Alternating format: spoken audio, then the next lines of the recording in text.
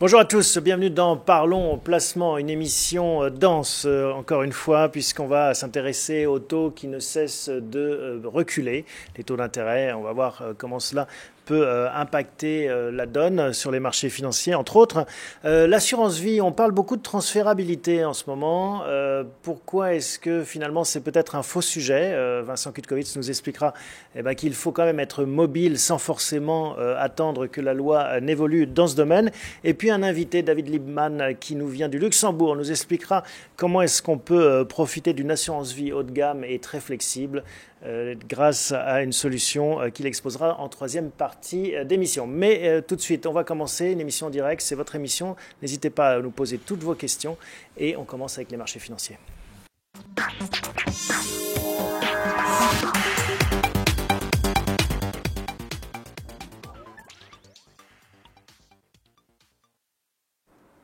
On a le plaisir de retrouver Jonathan Lévy. Bonjour Jonathan. Bonjour Thomas. Alors, des marchés financiers, si on fait un point, un zoom global. Alors, depuis le début de l'année, les marchés sont en hausse.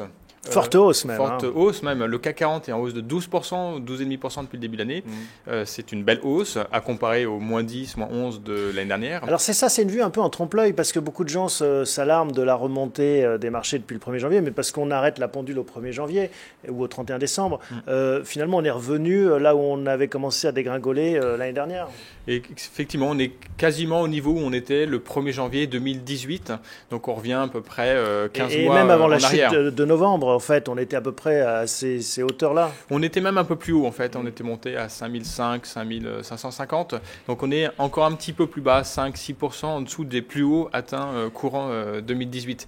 Et depuis quelques jours, la tendance est un petit peu inversée. On sent qu'il y a un peu plus de nervosité sur les marchés financiers. Ils avaient monté pratiquement linéairement en 2 mois, 2 mois et demi. Mais là, maintenant, on sent que cette hausse est finie, en tout cas temporairement. Bon, ça nous amène au sujet. Pourquoi est-ce que les marchés ont rebondi aussi violemment qu'ils avaient baissé? Encore une fois, ce sont les banques centrales qui sont à la manœuvre. Oui, les banques centrales sont à la manœuvre parce qu'au cours du 4e trimestre 2018, il y a eu beaucoup d'incertitudes, beaucoup de nervosité sur les marchés. Et la source de cette nervosité, c'était la crainte d'une récession mondiale. On en avait parlé, la courbe des taux aux États-Unis qui s'était inversée, etc. Donc face à cette nervosité des marchés, face à ce risque de récession, les banques centrales, la Fed au premier plan, mais également la BCE, elles ont décidé de passer à la manœuvre et de modifier leur politique monétaire, de soutenir les marchés, mais également de modifier leur politique de taux d'intérêt pour qu'on puisse relancer la machine économique qui en avait clairement besoin. Et donc, ces politiques très accommodantes des banques centrales, avec des bilans qui grossissent, apportent de la liquidité sur les marchés qui montent. C'est comme une baignoire qu'on remplit avec de l'eau.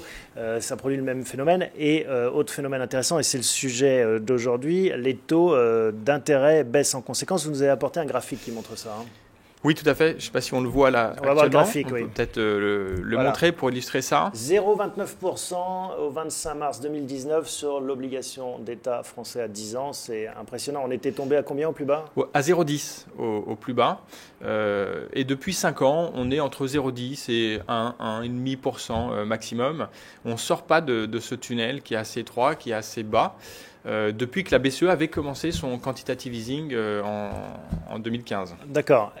Ça a tout un tas de conséquences finalement. Déjà, est-ce qu'on peut durer comme ça? Finalement, on gagne de l'argent, l'État français qui s'endette gagne de l'argent en taux réel parce que l'inflation vient grignoter une partie de ça. Alors pour l'État français qui s'endette, c'est extrêmement intéressant. Ça a un impact sur le déficit public favorablement. On va le voir clairement dans les chiffres. On emprunte à des taux plus bas que ce qui était budgété. Donc ça, c'est vraiment la bonne nouvelle pour la France et donc pour les Français. Moins de pression fiscale.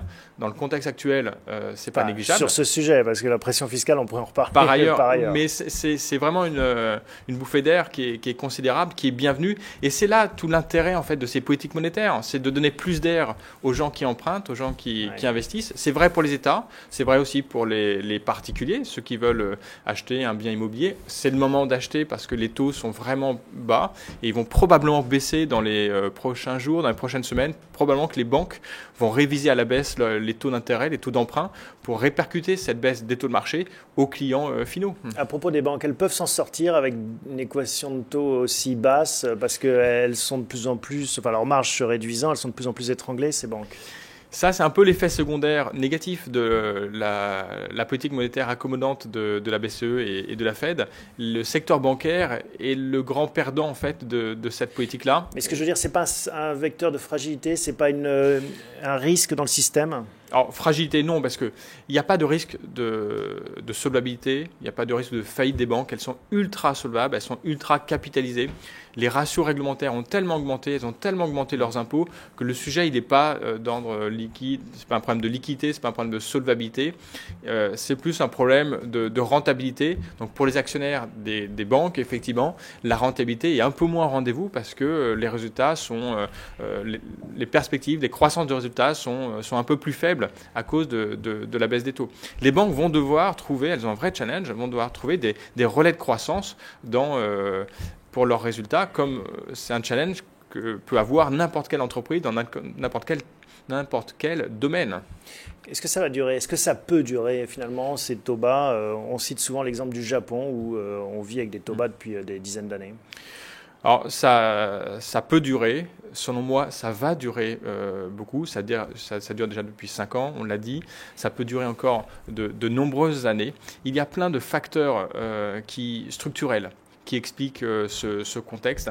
On a un contexte qui est globalement déflationniste, le vieillissement de la population, les nouvelles technologies, la mondialisation, même si elle est un peu remise en cause en ce moment par Donald Trump avec sa guerre commerciale envers les États-Unis, envers la Chine et envers l'Europe. La mondialisation est quand même un facteur déflationniste. Donc il y a plein de facteurs qui expliquent que globalement l'inflation sera très très basse et pour la relancer, il faudra qu'on ait des taux bas. Probablement qu'il faudra que la BCE en fasse beaucoup plus encore que ce qu'elle n'a fait jusqu'à présent. On est simplement en train de s'en rendre compte. Est-ce que finalement il n'y a pas une logique, vous parlez du vieillissement de la population, de la démographie, finalement des taux d'intérêt négatifs, ça veut dire quoi? Ça veut dire que demain sera moins bien qu'aujourd'hui et finalement c'est ce qu'on ressent quand on vieillit? Alors je ne sais pas, c'est surtout que la BCE fait tout pour qu'on investisse. Le problème d'aujourd'hui, c'est un manque d'investissement. Pour faire face au réchauffement climatique, il faut investir pour changer le logiciel de la croissance. Il faut investir, il faut que tout le monde se transforme et pour ça, il faut de l'argent. Et la BCE permet justement ces investissements en donnant aux acteurs économiques de l'argent pas cher. C'est ça l'enjeu qui est aujourd'hui sur la table. Il y a des conséquences aussi, on est dans une émission d'épargne, de patrimoine, de placement qui peuvent concerner aussi les Français directement, ceux qui ont de l'assurance vie notamment. Oui, parce que pour moi, le grand perdant, c'est l'assurance vie, les fonds en euros classiques des contrats d'assurance vie. Et les vieux fonds en euros vont pâtir de cette situation-là. Si la baisse des taux est durable, on va finir par le voir dans les rendements. Pour l'instant, c'est un petit peu masqué parce qu'en réalité, en 2018, on a vu que les taux n'ont pas tellement baissé. Ils ont baissé un petit peu, mais il y a une inertie qui est très forte et ça masque un petit peu la forêt. C'est l'arbre qui cache la forêt. Donc il y a un vrai danger, selon moi, un danger d'ordre systémique. Vraiment, je pèse mes mots parce que les fonds en euros, ça représente plus de 1000 milliards, 1500 milliards d'euros. Donc c'est considérable par rapport au PIB français. Si les taux remontent, il y a un krach obligataire, les obligations que détiennent les compagnies d'assurance seront en moins-value et il pourrait y avoir quelques compagnies qui seraient en difficulté et qui pourraient faire faillite. C'est pas ce que vous anticipez en disant voilà, les taux peuvent rester très durablement très bas en fait. Effectivement, les taux vont rester durablement bas et donc cette situation ne va faire que se dégrader parce qu'ils vont être obligés d'engranger encore pendant quelques années des obligations à des taux bas. Plus ça dure, plus ça rend la situation explosive pour les fonds en euros et pour les compagnies d'assurance. Il faut gérer le problème sur la durée. On a du temps devant nous. Dit autrement, comme les taux risquent de rester bas longtemps, on a du temps devant nous pour gérer cette situation. Je vais poser la question autrement. Si j'ouvre aujourd'hui un contrat en assurance vie, est-ce que je dois le placer en fonds euros? Enfin, comment je fais en fait?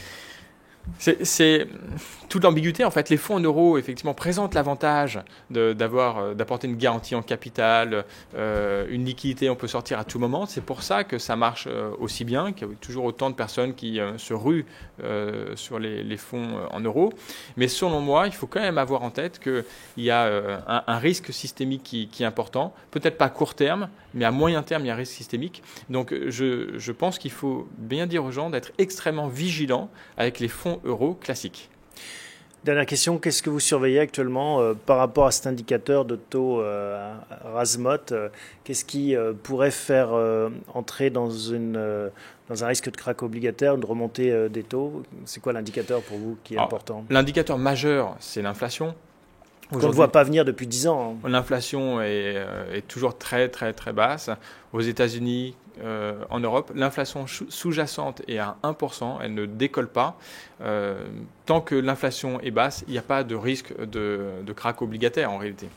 Merci Jonathan pour ces explications. On se retrouve dans un prochain épisode de Parlons Placement dans un mois environ. Merci, à bientôt. Tout de suite, on va s'intéresser à l'assurance vie justement.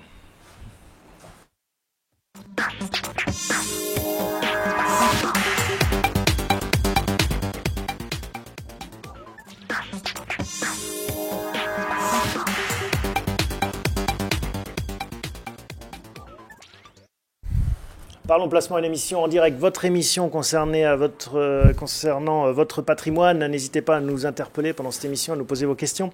On est en direct sur YouTube et sur Facebook. On a le plaisir d'accueillir Vincent Kutkovitz. Bonjour Vincent. Bonjour Thomas. Un sujet qui a défrayé un peu la chronique en ce moment dans les médias, c'était en effet la possibilité de transférer son contrat d'assurance vie, une possibilité qui a reçu une fin de non-recevoir par le gouvernement. Alors bon, on ne va pas rentrer dans les détails, mais c'est vrai qu'il y a des lobbies d'assurance qui veulent maintenir le statu quo. On imagine très bien pourquoi.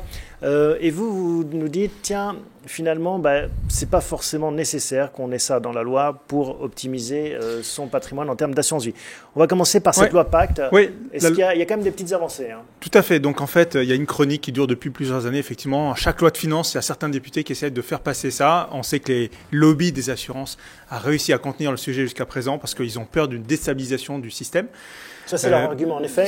Tout à fait, c'est leur argument. Et pourtant, ceux qui sont favorables à la concurrence, au marché et aux consommateurs in fine disent ça s'est fait dans les télécoms, pourquoi pas ailleurs. Sauf qu'on est sur de la gestion long terme dans l'épargne et c'est là où il faut quand même entendre ce que disent les assureurs, c'est qu'on est dans une gestion long terme. À partir du moment où on retire cette possibilité d'avoir les mains libres pour gérer sur long terme, les fonds euros disparaissent d'une certaine manière. Alors là, c'est évident par rapport à la précédente intervention. Les fonds euros disparaîtraient. On serait que sur du placement très court-termiste, très court terme, avec des rendements qui baisseraient probablement. Donc aujourd'hui, c'est probablement parce que ça n'irait pas dans le sens d'une gestion à long terme de l'épargne des Français. Par contre, effectivement, aujourd'hui, avec la loi Pacte, donc c'est le plan d'action pour la croissance et la transformation des entreprises, il y a une possibilité qui va apparaître. On attend encore les ordonnances pour connaître précisément comment ça va se passer. En tout cas, on aura la possibilité de transférer les avoirs d'un contrat d'assurance vie vers un autre contrat à condition de rester dans la même compagnie d'assurance vie. Ce qui fait que là, il n'y aura pas de déstabilisation possible, d'une certaine manière, de la compagnie. Donc, je peux arbitrer au sein d'une compagnie d'assurance et choisir une autre enveloppe. Tout à fait. Exemple, j'ai un contrat d'assurance vie qui est détenu par une banque en ligne, qui est géré, disons, par une banque en ligne, et dont l'assureur est sur Avenir. Il y en a un certain nombre sur le marché. Je souhaite aller vers un contrat de type fonds en euros immobilier avec la possibilité d'investir sur des placements pierre-papier dans l'assurance vie. Je reste toujours chez Suravenir, mais je change d'une certaine manière de distributeur. Et là, on aura la possibilité de conserver l'antériorité fiscale de son contrat d'assurance vie. Donc, c'est une couche de transférabilité. Ça ne concerne pas les assureurs au-dessus, mais en dessous, les distributeurs, finalement, on peut arbitrer entre distributeurs. Exactement. Ça sera en tout cas, c'est ce qu'on attend. Ça a été voté dans la loi Pacte. Maintenant, on attend les ordonnances pour savoir précisément s'il faudra, par exemple, attendre que le contrat ait plus de 8 ans pour pouvoir le faire ou si on peut le faire avant 8 ans. Ça, c'est des choses qui viendront d'ici quelques semaines. D'accord. Ça existe aussi, il y a peut-être des nouveautés qui vont arriver dans le plan épargne retraite aussi. Alors, un des actes de la loi Pacte, c'est notamment de réformer de façon dans une ampleur assez importante l'ensemble des produits d'épargne retraite. Donc, il y aura un nouveau produit qui s'appellera le plan épargne retraite. Il est prévu là aussi qu'on pourra transférer les avoirs d'un ancien contrat d'assurance vie, en tout cas d'un contrat d'assurance vie qui a plus de 8 ans, vers un plan d'épargne retraite pour abonder ce plan d'épargne retraite, mais il y aura probablement une incitation à le faire dans un délai court avant 2023, c'est ce qu'on évoque aujourd'hui, pour inciter les Français à aller rapidement remplir leur contrat destiné à préparer leur retraite, alors qu'on sait que l'épargne en assurance vie est essentiellement déjà destinée à la préparation à la retraite. Bon, alors voilà, on voit que ça bouge lentement, mais ça bouge tout de même. Et vous, ce que vous nous dites, c'est surtout ça l'info, c'est qu'on n'a pas besoin de loi pour effectuer des transferts. Au contraire, je dirais même que la loi telle qu'elle existe aujourd'hui est parfaite. Nous, on a fait en fait un calcul qui est le suivant. On s'est mis dans la peau d'un épargnant qui vit en couple, qui a 60 ans, qui a 100 000 euros sur un contrat d'assurance vie qui a plus de 8 ans. Et on s'est dit, évidemment, aujourd'hui, beaucoup d'épargnants refusent, ont du mal à aller vers un autre contrat parce que généralement, les gens ça va me coûter de l'argent. Ça va me coûter, je vais perdre mon antériorité fiscale, je vais perdre en fiscalité, ça va me coûter de la fiscalité. Donc en fait, nous, on a fait un calcul simple, c'est qu'on a pris par hypothèse que 100 000 euros sont placés dans un ancien contrat d'assurance vie qui a été ouvert, par exemple, en 2010. Vous avez apporté un graphique, on va voir le graphique qui on résume l'explique. Donc en fait, on a un contrat sur lequel on avait 100 000 euros. En 2019, on a à peu près 117 000 euros d'épargne. Ce contrat a généré des revenus. On a conservé les revenus à l'intérieur du contrat d'assurance vie. Mais on était sur un fonds en euros, essentiellement à 80%, classique, ancien modèle, qui a rapporté en moyenne depuis 2010 2%. C'est-à-dire qu'on a vu, on a un autre graphique qui le montre, la baisse des rendements des fonds en euros. On a commencé en 2010 avec 4% à peu près. Aujourd'hui, les gens se retrouvent avec des rendements à l'instant T de 1,6%. On va voir le graphique, en effet, qui montre l'effritement, ces graphiques, voilà la pente de ces taux. En effet, ça ne cesse de descendre forcément. Voilà. Et par ailleurs, alors si on vient donc à notre exemple, on a 117 000 euros d'épargne aujourd'hui dans un ancien contrat d'assurance vie.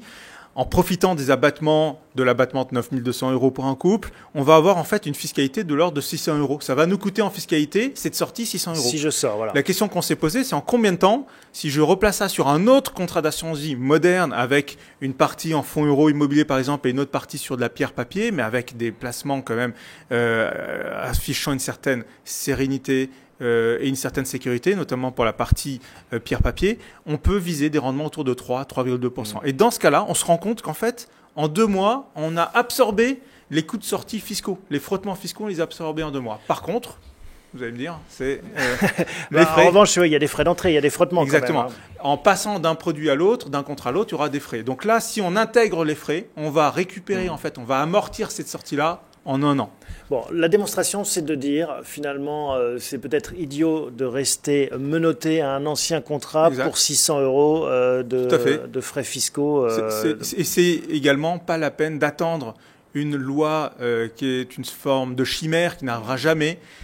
Prenons en main notre propre destin financier et on peut le faire aller chercher davantage de rendement parce que la philosophie, c'est de se dire qu'il faut mieux s'intéresser au moteur. Exactement. En fait, il vaut mieux avoir une voiture qui roule vite plutôt que de s'intéresser au prix profiter du fait on l'a payé. Exactement. C'est exactement l'image de l'automobile me va bien parce qu'aujourd'hui, c'est un peu passé de l'ancienne automobile qui pollue et qui a un rendement finalement avec son moteur à essence poussif. Ancien modèle poussif. On bascule sur l'automobile aujourd'hui hybride. Et là, on aura plus de rendement, on aura une adaptabilité finalement en fonction de ce qu'on veut faire avec Même si ça coûte un peu plus cher. On regarde le deuxième graphique, la deuxième simulation que vous nous avez apportée. On a fait une autre simulation pour un contrat d'assurance vie, même cas de figure, un couple qui a 60 ans. Et je reviendrai après sur le fait que l'âge est important et qui a un contrat d'assurance vie qui avait investi en 2010 500 000 euros. Il a aujourd'hui un contrat qui est à peu près 600 000 euros, qui représente 585 000. On a fait les calculs précisément avec une hypothèse où ce contrat avait rapporté 2% depuis 8 ans, sachant que je répète qu'aujourd'hui, il ne rapporte plus qu'environ 1,6%. Là, l'abattement de 9 200 euros, bien entendu, il a moins d'impact, donc les frottements fiscaux vont être plus importants. Le coût fiscal va être de 6 000 euros.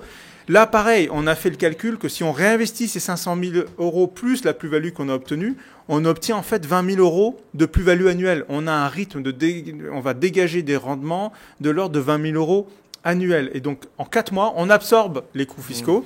Si on inclut les frais d'entrée sur le nouveau contrat, on va là aussi être à peu près à 12 à 16 mois d'amortissement nécessaire pour couvrir l'ensemble du coût. Avec une répartition 35% fonds euros et 65% SCI. C'est beaucoup, 65% de en SCI. Fait, aujourd'hui, si on veut aller sur des placements en bénéficiant d'un fonds euro, donc garanti en capital, la plupart des assureurs mettent un certain nombre de limites.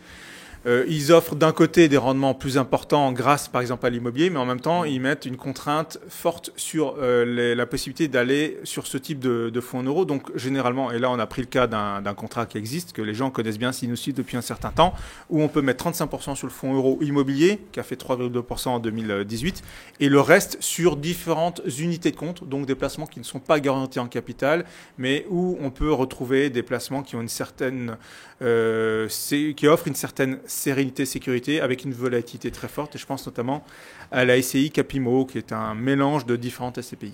Alors, il y a une autre raison pour laquelle les Français ont du mal à arbitrer parfois, c'est qu'en effet, le compteur de l'avantage fiscal repart à zéro, puisqu'on sait qu'on bénéficie à plein après 8 ans, finalement, de ces avantages de l'enveloppe fiscale. Vous avez raison, on pourrait très bien prendre en compte votre remarque et faire une étude plus précise si on veut sortir en cours de route. Mais je rappelle quand même qu'on a un élément majeur qui est arrivé depuis maintenant 2 ans pratiquement, 1 an et demi, c'est la flat tax qui permet, dans certains cas, et là il faut faire une étude particulière, qui permet en fait de profiter malgré tout d'un contexte fiscal plus attractif qu'on connaissait il y a quelques années. Et puis je rappelle aussi qu'il y a une règle que lorsqu'on en cours de route dans un contrat d'assurance vie, on est fiscalisé uniquement sur la partie des intérêts et pas sur les retraits en capital. Donc ça c'est un autre intérêt qu'on pourra déployer et expliquer à nos clients bien entendu de visu. Il y a quelque chose qui me paraît très important quand même de préciser. Les simulations qu'on a faites ici s'appliquent parfaitement à un couple par exemple ou à une personne seule qui a moins de 70 ans. Je rappelle qu'à partir de 70 ans, les conditions d'investissement dans l'assurance vie, en tout cas fiscalement, sont différentes. Et là, il faut réaliser une autre étude. Donc c'est pour ça que j'ai pris parfaitement ici le cas d'un couple qui a plutôt 60 ans et qui peut très bien se retrouver dans une situation à vouloir arbitrer entre un ancien contrat d'assurance vie et un nouveau. Bon, en tout cas, le message est clair, hein, pas besoin d'attendre une loi qui ne viendra peut-être jamais sur la transférabilité. On peut prendre son destin financier en main grâce à des schémas comme ceux que vous proposez. Merci Vincent. Avec plaisir. À bientôt. À bientôt.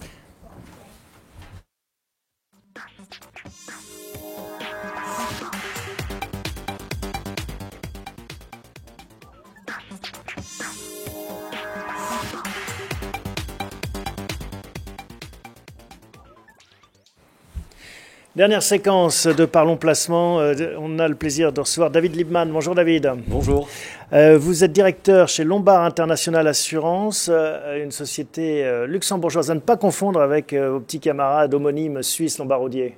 Oui, tout à fait. Lombard International Assurance est une compagnie d'assurance vie luxembourgeoise installée à Luxembourg depuis plus de 25 ans.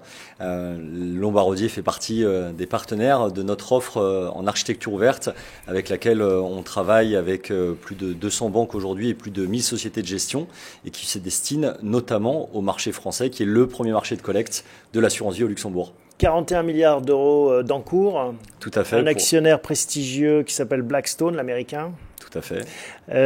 Et vous servez de nombreux marchés sur la planète, en fait, parce que bon, l'assurance vie n'est pas que tricolore. Exactement. Alors c'est vrai qu'on est familier avec l'assurance vie en France. Il faut savoir que l'enveloppe d'assurance vie est reconnue dans plusieurs pays. Chez Lombard International, elle se développe dans 20 marchés différents. Alors notamment en Europe, où nous sommes présents dans plus de 14 marchés, mais également à l'international, où nous accompagnons des clients nationaux de pays comme l'Afrique du Sud, comme les États-Unis, comme certains pays d'Amérique latine, la Turquie également, mais également finalement des Français qui seraient amenés à voyager. Des expatriés. Des expatriés, qui, tout à fait. Visitent ces pays et peuvent être sanctuariser une enveloppe d'assurance vie chez vous. Mais alors, pour quelqu'un qui changerait de pays, à chaque fois, le régime fiscal évolue en fonction de son pays de résidence. Exactement. La complexité autour du contrat d'assurance vie, c'est qu'il y a des problématiques civiles, des problématiques fiscales, et que toutes celles-ci doivent se traduire au travers du contrat d'assurance vie pour qu'il soit reconnu dans le pays auprès duquel vous résidez, et surtout être capable d'adapter votre contrat si vous déménagez. Et ça fait partie de votre expertise. Vous les accompagnez, ces clients, dans ces démarches ou dans ces calculs ?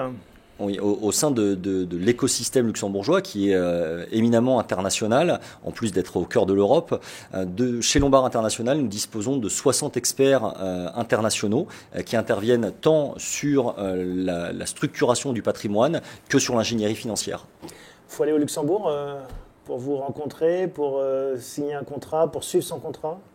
Alors, il y a des moyens un petit peu plus accessibles. Aujourd'hui, notre contrat est accessible depuis Internet sur notre espace sécurisé Connect, depuis lequel vous pouvez retrouver la situation de votre contrat et de ses sous-jacents. Donc, vous pouvez suivre de façon maintenant quasiment instantanée, au jour le jour, les évolutions au sein de votre contrat. Mais pour souscrire également, je peux, sans même mettre les pieds au Luxembourg, souscrire à un contrat chez vous ?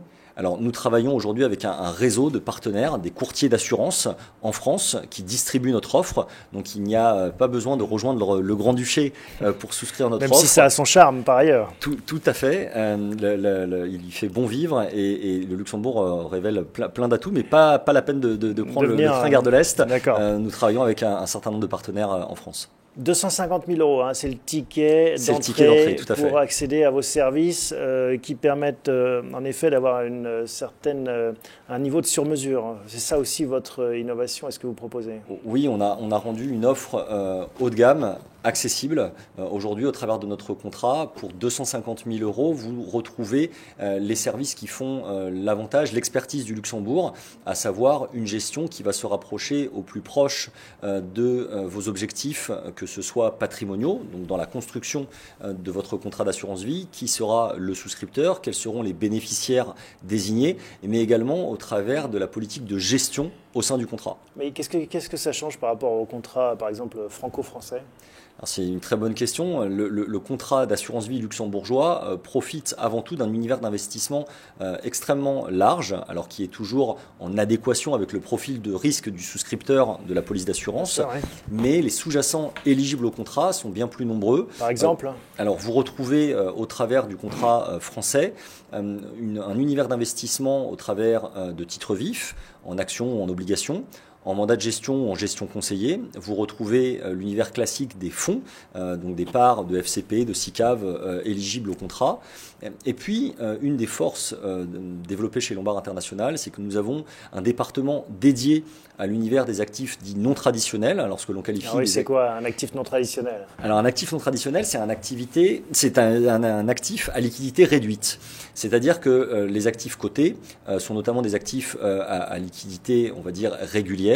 Un actif non traditionnel est chez nous un actif qui ne va pas profiter de cette liquidité immédiate. Par exemple, j'ai des parts de ma société, je peux les apporter dans ce contrat d'assurance vie ? Alors, vous ne pouvez pas directement apporter les parts de votre société si vous êtes, par exemple, le dirigeant de cette société, mais si il s'agit d'une société d'investissement, vous pourriez apporter les parts de cette société, vous pouvez apporter les parts d'une société de titres non cotés dans lesquels vous seriez investisseur. On pense à des fonds de private equity qui sont des titres non cotés. On pourrait penser à des club deals immobiliers qui peuvent avoir différentes structures juridiques en fonds ou en direct que vous pourriez également accueillir dans le contrat si c'est évidemment en adéquation avec votre profil. La pierre papier également peut être logée dans ces contrats ?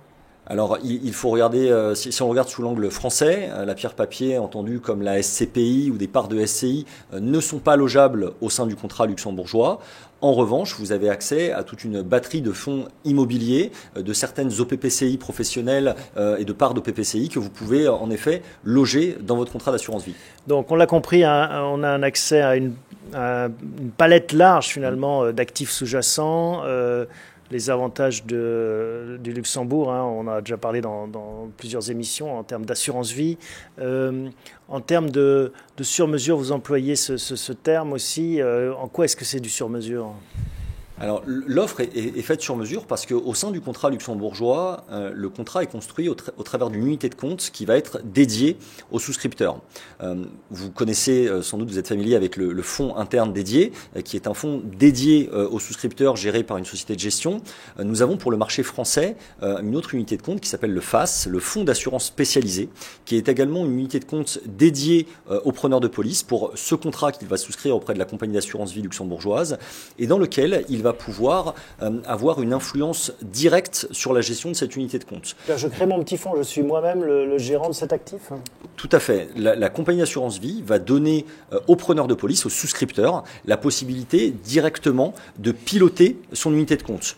La plupart du temps, ce que l'on constate, c'est que le souscripteur va plutôt mettre en place une relation de gestion conseillée avec son courtier d'assurance, avec son conseiller en investissement. Mais par exemple, je peux dire à mon conseiller, tiens, je voudrais mettre plus d'Amazon dans cette unité de compte. Alors, le rôle, en effet, du conseiller, ça va être de prendre en compte les convictions du client, de regarder dans quelle mesure c'est en adéquation avec ses objectifs, avec son profil de risque.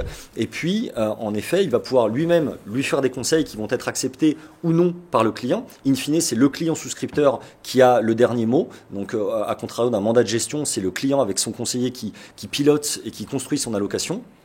Et puis, il peut soit directement instruire la compagnie d'assurance ou la banque dépositaire pour passer des ordres, ou bien son courtier d'assurance peut lui-même instruire des ordres sur le fonds d'assurance spécialisé. Et ça, vous observez de plus en plus d'assurés, de souscripteurs qui optent pour cette option, d'avoir plus de liberté finalement de choix? Alors, on le constate parce que le premier point, c'est que c'est une unité de compte qui est récente. Elle date d'une circulaire qui date de 2015 au Luxembourg, donc elle a été introduite dans le marché assez récemment. Elle a été ensuite, on va dire, travaillée, confectionnée à destination du marché des courtiers d'assurance en France. Et il est vrai que dans notre population de distributeurs de notre offre en France, on constate aujourd'hui une volonté de retrouver parfois de la liberté dans le pilotage de l'allocation. Donc oui, c'est une unité de compte qui a le vent en poupe, mais qui vient en complément des stratégies, on va dire, historiques du contrat luxembourgeois, à savoir le FID ou le fonds interne collectif par exemple. Merci beaucoup David de nous avoir présenté donc Lombard International Assurance, que des unités de compte au final, si j'ai bien compris le message. Tout à fait, Lombard International Assurance, et ça vient bien compléter les propos qui ont été tenus précédemment, est un assureur luxembourgeois à 100% en unité de compte. On ne trouvera pas de fonds euros par exemple. Il n'y a pas de fonds en euros chez Lombard International Assurance. En revanche, il y a tout un tas d'idées autour de l'ingénierie financière et la structuration que l'on peut mettre en place dans le contrat pour pallier à l'absence de fonds euros. Le message est passé. Merci David. Merci beaucoup. Bonne journée. Merci à vous tous de votre fidélité. Ainsi s'achève cet épisode de Parlons Placement. On se retrouve dans un mois pour un nouveau numéro.